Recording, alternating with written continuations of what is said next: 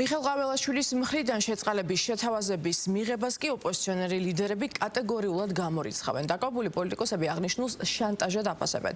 განსხვავებული პოზიციებია მართლ გუნდში, სადაც პრეზიდენტს ამ ნაბიჯისთვის აქებენ და გადაწყვეტილებას სახელმწიფოებრივს უწოდებენ. მე შეგახსენებთ, რომ მიხეილ ყაველაშვილი ოპოზიციის დაკავებულ ლიდერებს თავაზობს შეწყალების შესახებ განცხადებით მიმართონ და თვითმმართველობის არჩევნებში მონაწილეობა მიიღონ. პრეზიდენტი პირობას დებს, რომ ამ შემთხვევაში შეწყალების აქტს დაუყოვნებლივ გამოსცემს.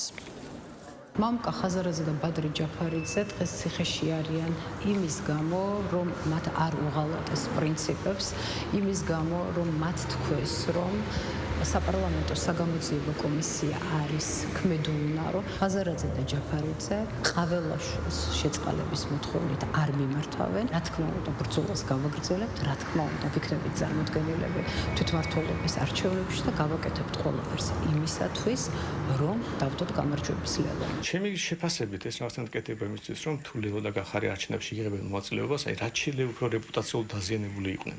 რომ იქნებოდა ვიღაცამ ყაველაშვილს რამეს თხოვოს და კიდევ უფრო უარეს მდგომარეობაში აღმოჩნდნენ.